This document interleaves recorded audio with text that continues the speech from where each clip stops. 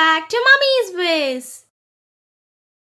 Today's discussion will be about control and coordination. We'll be dealing this chapter in two different videos. Coming to our first part on today, we will be having a brief introduction about control and coordination. And as we all know, coordination and control can take place in both animals and plants. So in today's video, we'll be focusing about control and coordination in animals, which include only about the nervous system part. To begin with, control and coordination. In animals, the nervous system and the endocrine system are responsible for the control and coordination in animals. Control and coordination. To begin with, let's start up with control and coordination in animals. In animals, the nervous system and the endocrine system or the hormonal system are responsible for the control and coordination. Before we begin to our topic, let us learn some important terminologies. To begin with, what are receptors? Receptors are specialized tips of the nerve fibers that collect the information to be conducted by the nerves. Receptors are the sense organs of animals.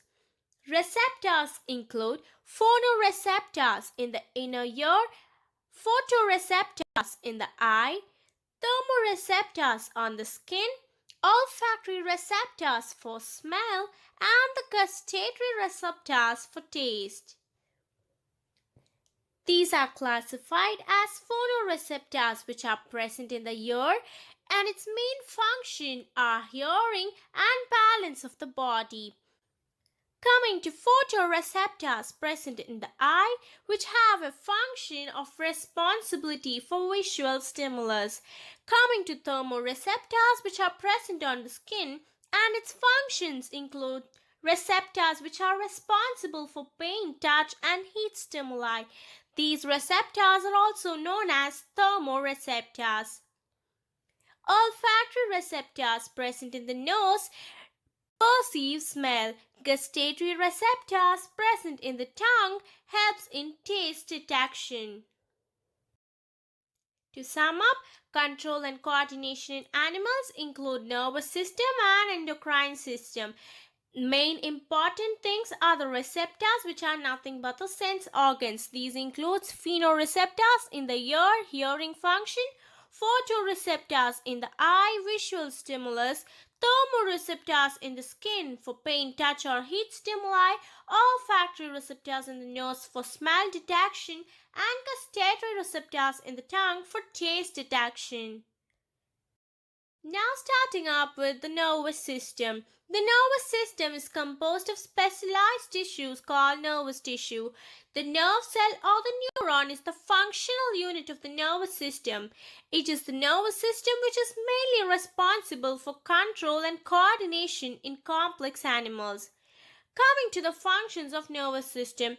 Nervous system receives information from the environment.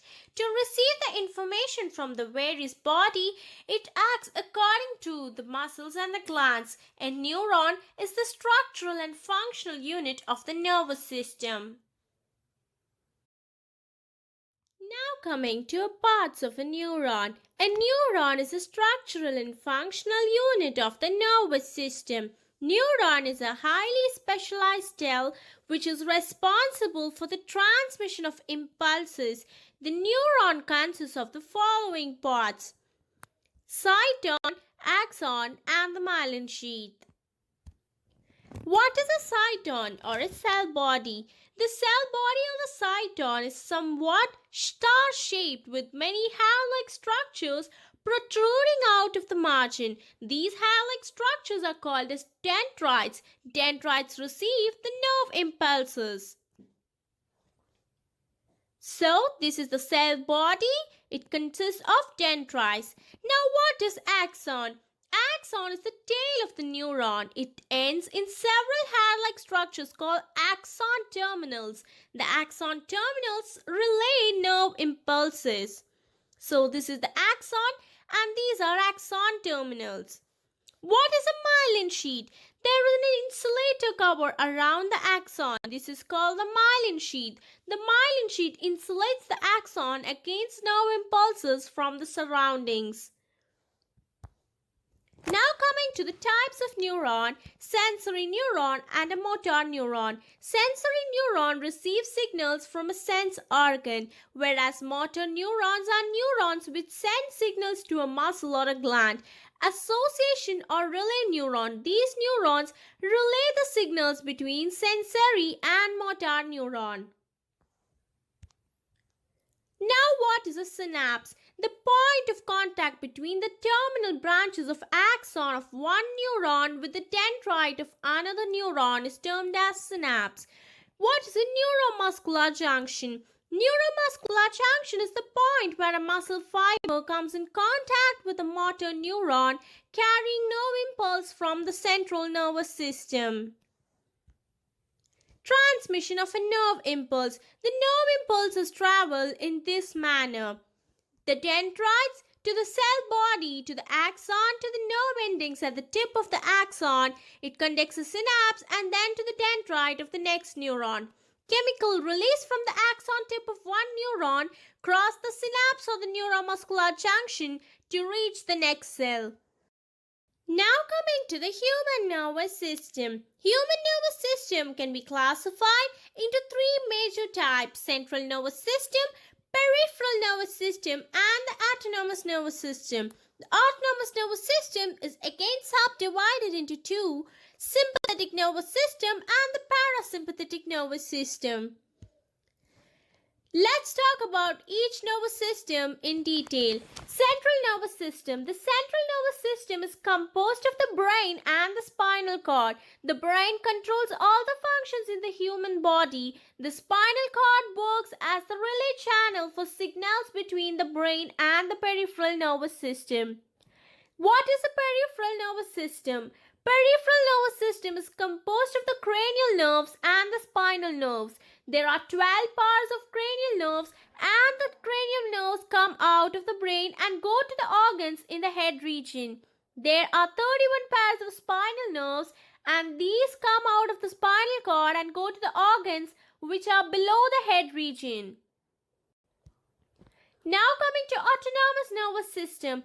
Autonomous nervous system is composed of a chain of nerve ganglion which runs along the spinal cord. It controls all the involuntary actions in the human body. The autonomous nervous system can be divided into two parts: sympathetic nervous system and the parasympathetic nervous system. Now, what is a parasympathetic nervous system and a sympathetic nervous system? Sympathetic nervous system is a part of the autonomous nervous system which heightens the activity of an organ as per the need. For example, during drowning, there is an increased demand for oxygen by the body. This is fulfilled by an increased breathing rate and an increased heart rate. The sympathetic nervous system works to increase the breathing rate, the heart rate in this case. Now coming to the parasympathetic nervous system, this part of the autonomous nervous system slows down the activity of an organ and thus has a calming effect. During sleep, the breathing rate slows down and so does the heart rate. This is facilitated by the parasympathetic nervous system. It can be said that the parasympathetic nervous system helps in the conservation of energy.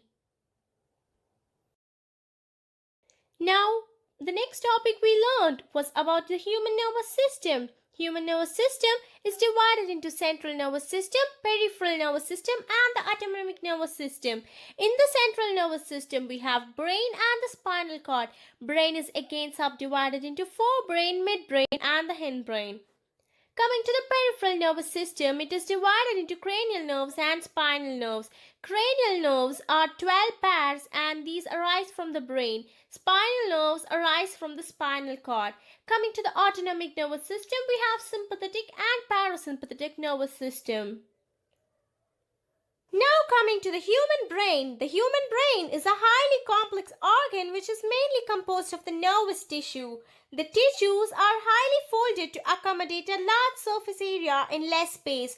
The brain is covered by a three-layered system of membranes called the meninges. The cerebrospinal fluid is filled between the meninges, and this provides cushioning effect to the brain against the mechanical shocks. The human brain is divided into forebrain, midbrain, and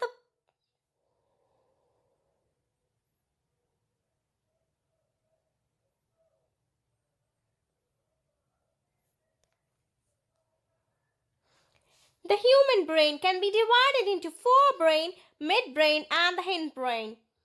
Coming to the forebrain, it is composed of the cerebrum. The midbrain is composed of the hypothalamus, and the hindbrain is composed of the cerebellum, pons, medulla oblongata. Coming to cerebrum, it is the largest part in the human brains, and it is divided into two hemispheres called the cerebral hemispheres. The functions of cerebrum is to control voluntary motor actions, and it is the site of sensory perceptions like tactile and auditory perceptions. It is the seat of learning and memory. Coming to hypothalamus, it lies at the base of the cerebrum and it controls the sleep-wake cycle or the circadian rhythm of the body. It also controls the urges for eating and drinking. Coming to cerebellum, it lies below the cerebrum and at the back of the whole structure. It coordinates the motor functions. When you're riding your bicycle, the perfect coordination between your pedaling and steering control is achieved by the cerebellum. It controls posture and balance and also controls the precision of voluntary action. Coming to the medulla, medulla forms the brainstem along with the pons. It lies at the base of the brain and continues into the spinal cord. The medulla controls various involuntary functions like heartbeat and respiration. It also controls involuntary actions. Examples include blood pressure, salivation, and vomiting.